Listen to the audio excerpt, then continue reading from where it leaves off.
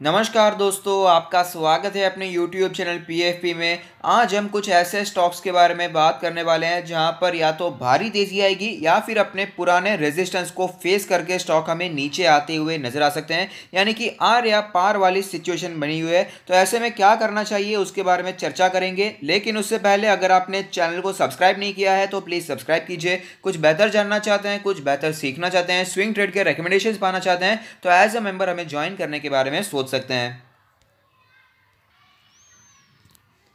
सबसे पहला स्टॉक है SBI लाइफ इंश्योरेंस 911 का लास्ट ट्रेड प्राइस है 2% के आसपास की तेजी देखने को मिली है। 91,000 करोड़ की मार्केट कैप है। 10 रुपीज़ पर इक्विटी शेयर की फेस वैल्यू, डिविडेंड यील्ड 0% है। इंडस्ट्री का पी रेशियो 78 है, लेकिन उससे काफ़ी सस्ते वैल्यूएशन मिल रहा है। 56 के पी रेशियो पर ट्रेड करता हुआ नजर आता है। 10.42 का प्राइस टू बुक रेशियो हमें दिखाई दे रहा है।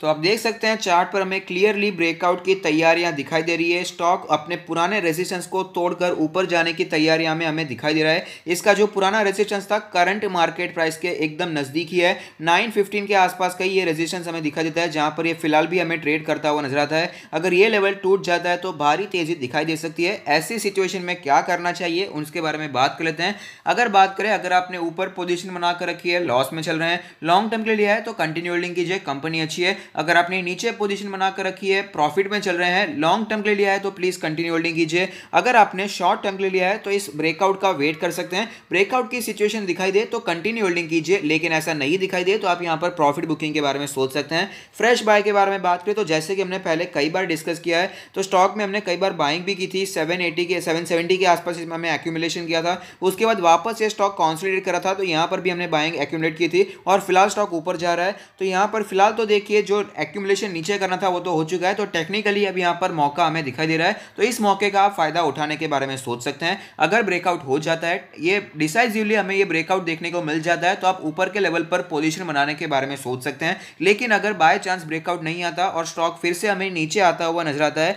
तो 880 के आसपास 860 से करके 880 का जो जोन है वो एज ए स्ट्रॉन्ग सपोर्ट हमें दिखाई देगा और यहां पर स्टॉक कंसोलिडेट करने की कोशिश कर सकता है। तो यहां पर आप एक्यूमुलेशन शुरू कर सकते हैं और अपने पोर्टफोलियो में इसे ऐड करने के बारे में सोचा जा सकता है। और साथ ही साथ अगर आप अपना पोर्टफोलियो हमसे रिव्यू करना चाहते हैं तो उसका लिंक भी हमने डिस्क्रिप्शन बॉक्स में दे दिया है। नेक्स्ट स्टॉक है कंटेनर कॉर्प यानी कि कॉनकॉर। 413 का लास्ट ट्रेड प्राइस है। 2.5% की तेजी देखने को मिली। 25,000 करोड़ की मार्केट कैप, 0.87% का डिविडेंड यील्ड, 5 रुपीज़ पर इक्विटी शेयर की फेस वैल्यू, 50 का इंडस्ट्री का पी है, लेकिन उससे सस्ते पे अवेलेबल है। 35 के पी रेशियो पर अवेलेबल है। 2.5 का प्राइस टू बुक रेशियो हमें दिखाई देता है।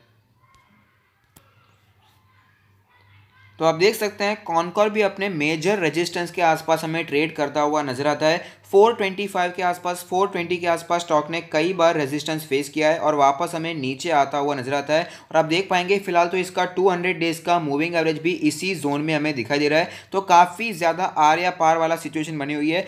बहुत ही ज़्यादा दम लगाना पड़ेगा स्टॉक को तो ही स्टॉक हमें ऊपर जाता हुआ नजर आ सकता है, क्योंकि कई बार स्टॉक ने इसी लेवल पर कॉन्सोलिडेट किया, कई बार कोशिश की, लेकिन इस लेवल के ऊपर जब भी जाता है तो यहाँ पर सप्लाई बढ़ जाता है, डिमांड कम हो जाती है और स्टॉक में वापस हमें वीकनेस शुरू होती हुई नजर आती है। तो ऐसे सिचुएशन में यहाँ पर आप बाइंग के बारे में सोच सकते हैं। इन्वेस्टर्स की अगर बात करें तो अगर आपने ऊपर पोजीशन बनाकर रखी है, लॉस में चल रहे हैं, तो मेरा मानना है यहाँ पर भी प्राइवेटाइजेशन की न्यूज़ चल रही है, कंपनी इसे भी प्राइवेटाइज करना चाहती है, तो इसके चलते स्टॉक में हमें भारी तेजी देखने को मिल सकती है। तो इसके लिए आप होल्ड करने के बारे में सोच सकते हैं। अगर आपने नीचे पोजीशन बनाकर रखी है, प्रॉफिट में चल रहे हैं, लॉन्ग टर्म के लिए लिया है या शॉर्ट टर्म के लिए लिया है, मेरा मानना है जब मैंने आपको स्टॉक रेकमेंड भी किया था तब भी मैंने आपको यही बताया था कि लॉन्ग टर्म के लिए बुरा स्टॉक नहीं है, उसमें कोई डाउट नहीं है। लेकिन यहाँ पर ज़्यादातर हम जो आपको रेकमेंड कर रहे थे, हम जो यहाँ पर खरीद रहे थे, वो इसीलिए खरीद रहे थे कि यहाँ पर प्राइवेटाइजेशन की न्यूज़ आने वाली है, तो उसके चलते स्टॉक में भारी तेजी आ सकती है। 30, 40, 50% के रिटर्न हमें देखने को मिल सकते हैं। अगर एक साल भी लगे तो भी कोई 40-50% के रिटर्न कम नहीं होते हैं।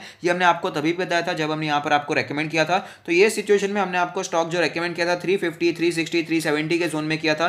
फिलहाल तो स्टॉक उससे ऊपर निकल चुका है, छोटा मोटा प्रॉफिट तो अभी भी हो रहा है, लेकिन यहाँ पर अभी भी होल्ड करना चाहिए। प्राइवेटाइजेशन की न्यूज़ के लिए हमने स्टॉक स्टॉक को खरीदा है। थोड़ा सा इन्वेस्टमेंट अगर आप करना चाहते हैं तो इसी को लेकर आपको करना चाहिए, लेकिन लास्ट डिसीजन तो हमेशा आपका रहेगा। आप शॉर्ट टर्म के लिए कर रहे हैं, लॉन्ग टर्म के लिए कर रहे हैं, इन्वेस्टमेंट क्यों कर रहे हैं, ये आपका डिसीजन रहेगा। लेकिन मेरा क्या डिसीजन है वो मैंने आपके साथ शेयर किया है। तो अब यहाँ पर क्या करना चाहिए, अगर आपने इन्वेस्टमेंट करके रखा है, शॉर्ट टर्म के लिए है, ब्रेकआउट होता है कंटिन्यू कीजिए, ब्रेकआउट नहीं होता तो आप प्रॉफिट बुकिंग के बारे में सोच सकते हैं। और अगर बात करें बाइंग के बारे में, तो ब्रेकआउट हो जाता है तो आप बाइंग के बारे में सोच सकते हैं, क्योंकि उसके बाद 420 425 का जो जोन है वो एज अ स्ट्रॉन्ग सपोर्ट दिखाई देगा, 410 का जो जोन है वो एज अ स्ट्रॉन्ग सपोर्ट दिखाई देगा। लेकिन ब्रेकआउट नहीं होता, बाई चांस गिरावट वापस हमें दिखाई देती है, तो जो level as a strong support हमें दिखाई देगा वो होगा 390 के आसपास का लेवल। 390 से 400 का लेवल अच्छे सपोर्ट की तरह दिखाई देगा, क्योंकि कई बार स्टॉक ने 390 के आसपास स्टॉक नीचे आया, वापस बाइंग एमर्ज हो गई थी, और 400 के आसपास पहले स्टॉक ने कई बार रेजिस्टेंस भी फेस किया है। तो 390 से 400 के जोन में आप फोकस बनाकर रख सकते हैं।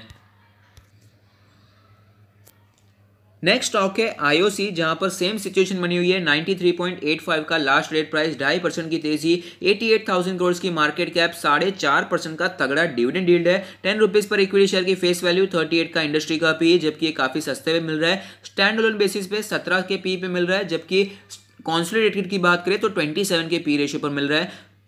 प्राइस टू बुक रेशियो 0.92 में दिखाई देता है, यानी कि बुक वैल्यू के भी नीचे ट्रेड करता हुआ नजर आ रहा है। तो आप देख सकते हैं 94 के आसपास का, 97 के आसपास का जो इसका रेजिस्टेंस बना हुआ है, एज अ स्ट्रॉन्ग रेजिस्टेंस कई बार दिखाई दिया है। ये लेवल पर जाकर स्टॉक वापस हमें नीचे आता हुआ नजर आता है, तो ऐसी सिचुएशन में इसको तोड़ पाना मुश्किल हो सकता है। लेकिन यहाँ पर आर या पार वाली सिचुएशन तो बनी हुई है, और ऐसे में क्या करना चाहिए उसके बारे में चर्चा कर लेते हैं। अगर आप एक इन्वेस्टर हैं, इसे आपने खरीद कर रखा है, लॉस में चल रहे हैं, तो मेरा मानना है कि अगर आप लॉन्ग टर्म के लिए रखना चाहते हैं तो मैं इसे ज़्यादा लॉन्ग टर्म के लिए अच्छा नहीं समझता। ये मेरा पर्सनल ओपिनियन है, हर एक का पर्सनल ओपिनियन होता है। पीएसयू स्टॉक जिसमें डिविडेंड ज्यादा मिलता है, मैं पर्सनली सिर्फ और सिर्फ डिविडेंड इन्वेस्टिंग के लिए ही उसमें पैसे डालता हूं। उसका लिंक मैंने डिस्क्रिप्शन बॉक्स में दे दिया है, कौन सी स्ट्रैटेजी मैं फॉलो करता हूं उसका लिंक आपको डिस्क्रिप्शन बॉक्स में मिल जाएगा। उस वीडियो को आप देख सकते हैं किस स्ट्रैटेजी को मैं फॉलो करता हूं। तो यहां पर मैंने आपको स्टॉक सजेस्ट भी किया था जब ये स्टॉक हमें नीचे आता हुआ नजर आ रहा था। मार्च के क्रैश के बाद वापस मार्च के क्रैश के प्राइस पर ही आ चुका था, 75 के आसपास हमें चलता हुआ नजर आता था। तब मैंने आपको ये सजेस्ट किया था कि जो लोग इंटरेस्टेड हैं, जो डिविडेंड इन्वेस्टिंग करना पसंद करते हैं, फिलहाल अच्छे प्राइस पर चल रहा है, खरीदना चाहते हैं तो खरीद सकते हैं। और आप देख सकते हैं अच्छी तेजी देखने को मिली, 97 के आसपास हमें स्टॉक जाता हुआ नजर आता था, अच्छा प्रॉफिट भी हो रहा है। तो ऐसी सिचुएशन में अगर आपने स्टॉक नीचे खरीद कर रखा है, अगर आपको प्रॉफिट हो रहा है, शॉर्ट टर्म के लिए लिया है, तो ब्रेकआउट का वेट कर सकते हैं। ब्रेकआउट होता है तो कंटिन्यू होल्डिंग किया जा सकता है, और अगर ब्रेकआउट नहीं होता है तो आप वापस जब नीचे आता है तो प्रॉफिट बुकिंग के बारे में सोच सकते हैं। लॉन्ग टर्म की अगर बात करें तो मैं पर्सनली आपको फिर से बताना चाहूंगा, इसे मैं पर्सनली भी लॉन्ग टर्म के लिए नहीं रखता, और लॉन्ग टर्म के लिए आपको मैं ज्यादा सजेस्ट भी नहीं करता। सिर्फ डिविडेंड इन्वेस्टिंग के लिए मैं इसमें पैसे डालना प्रेफर करता हूं। अगर बात करें यहाँ पर बाइंग के बारे में, तो जैसे कि मैंने कहा, बाइंग यहाँ पर तो ही करनी चाहिए अगर आप डिविडेंड इन्वेस्टिंग करना चाहते हैं। ये मेरा पर्सनल ओपिनियन है। अगर आप यहाँ पर बाइंग करना चाहते हैं, अगर आपका इन्वेस्टमेंट पर्पस कोई और है, शॉर्ट टर्म का या लॉन्ग टर्म का, तो अगर ब्रेकआउट देखने को मिल जाए तो आप यहाँ पर इन्वेस्टिंग के बारे में, बाइंग के बारे में सोच सकते हैं। लेकिन अगर ब्रेकआउट नहीं होता है तो जो level as a strong support हमें दिखाई देगा वो होगा 85 का लेवल, क्योंकि 85 के लेवल पर स्टॉक ने कई बार सपोर्ट लिया है और वापस हमें ऊपर जाता हुआ भी नजर आया है, और इसका 100 डेज का मूविंग एवरेज भी इसी लेवल के आसपास बनकर आता है। तो अगर आपको स्टॉक 85 से करके 90 के जोन में दिखाई देता है तो इस जोन में आप एक्यूमुलेशन करने के बारे में सोच सकते हैं। नेक्स्ट स्टॉक है हिंदुस्तान एरोनॉटिक्स यानी कि HL, 886 का लास्ट रेट प्राइस, 3.5% की तेजी, 30,000 करोड़ की मार्केट कैप, 3.75% का तगड़ा dividend yield, 10 rupees per equity share का फेस वैल्यू, 14.5 का 55 का इंडस्ट्री का पी। हालांकि ये मार्केट लीडर स्टॉक है, एयर डिफेंस में अकेला ही काम करता हुआ नजर आता है, मोनोपोली वाला बिजनेस है, 100% मार्केट शेयर इसी के पास दिखाई देता है। ऑफकोर्स डिफेंस रेटेड स्टॉक है, 12 का पी रेशियो दिखाई दे रहा है, प्राइस टू बुक रेशियो 2.24 चलता हुआ नजर आता है। तो आप देख सकते हैं 900 का लेवल कई बार स्टॉक के लिए एज अ रेजिस्टेंस हमें दिखाई दिया। स्टॉक कई बार कंसोलिडेट कर रहा था, कोशिश कर रहा था, लेकिन सक्सेसफुल नहीं हो पाया, गिरावट देखने को मिल गई, और फिलहाल वापस हमें तेजी लौटती हुई नजर आ रही है। 900 के आसपास स्टॉक ऑलरेडी पहुंच चुका है, और यह रेजिस्टेंस पहले भी दिखाई दिया है। जब इसमें मार्च के क्रैश के पहले की मैं बात कर रहा हूँ, 2020 की शुरुआत की अगर बात करें तो भी 2020 के आसपास भी यहाँ पर 900 का लेवल ही एज अ स्ट्रॉन्ग रेजिस्टेंस दिखाई दिया था, और वापस हमें गिरावट देखने को मिली थी। तो 900 900 के लेवल को तोड़ पाना इसके लिए काफ़ी टफ हो सकता है, क्योंकि ये level as a strong support भी हमें पहले दिखाई दिया है। तो 900 का लेवल आर या पार वाला सिचुएशन क्लियरली हमें दिखाई दे रहा है, स्ट्रॉन्ग रेजिस्टेंस भी है और पहले यही level as a strong support भी दिखाई दिया है। तो इसको तोड़ने के लिए स्टॉक में हमें वॉल्यूम्स की जरूरत पड़ने वाली है। तो ऐसी सिचुएशन में अगर आपने इन्वेस्ट करके रखा है, ऊपर अगर आप फंस चुके हैं, तो ऐसी सिचुएशन में मेरा मानना है आप इसे होल्ड कर सकते हैं थोड़ी देर के लिए, क्योंकि अगर ये लार्ज कैप में शिफ्ट हो जाता है, इसके बारे में भी हमने इन्फॉर्मेशन आपके साथ शेयर की थी, अगर लार्ज कैप में शिफ्ट होता है तो थोड़ा सा फंड इसमें और आ सकता है, जिसके कारण तेजी हमें देखने को मिल सकती है।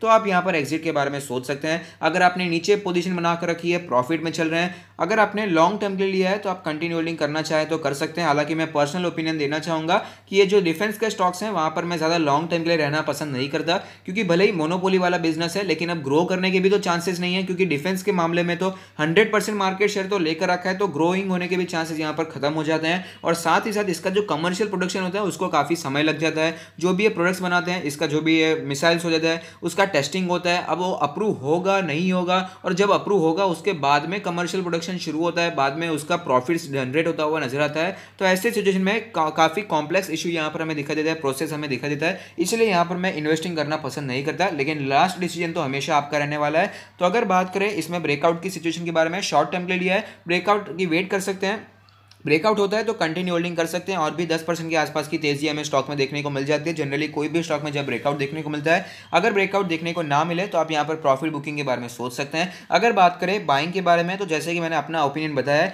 लेकिन अगर आपका कोई इन्वेस्टमेंट का पर्पस अलग है, long term, short term, swing trade कुछ भी हो सकता है, तो ऐसे सिचुएशन में अगर आप ब्रेकआउट दिखाई देता है, ब्रेकआउट हो जाता है डिसाइसिवली, 900 का लेवल टूटता हुआ नजर आता है, तो बाइंग के बारे में सोचा जा सकता है, क्योंकि उसी के बाद यही level as a strong support दिखाई देगा। लेकिन अगर ऐसा नहीं होता है, वापस गिरावट होती है, तो 800 का जो लेवल है काफी स्ट्रॉन्ग सपोर्ट की तरह दिखाई दे सकता है, क्योंकि मार्केट में जब फिलहाल हमें करेक्शन देखने को मिला तब भी इसी लेवल के आसपास अच्छा सपोर्ट लिया था, और 200 डेज का मूविंग एवरेज भी इसी लेवल के आसपास हमें बनकर दिखा देता है। तो 770 से करके 810 का जो लेवल है, यहां पर आप बाइंग के बारे में सोच सकते हैं। तो अगर आपको ये वीडियो पसंद आता है तो लाइक कीजिए, शेयर कीजिए, कमेंट कीजिए, सब्सक्राइब कीजिए और मुझे मोटिवेट कीजिए। Thank you, stay happy, happy investing.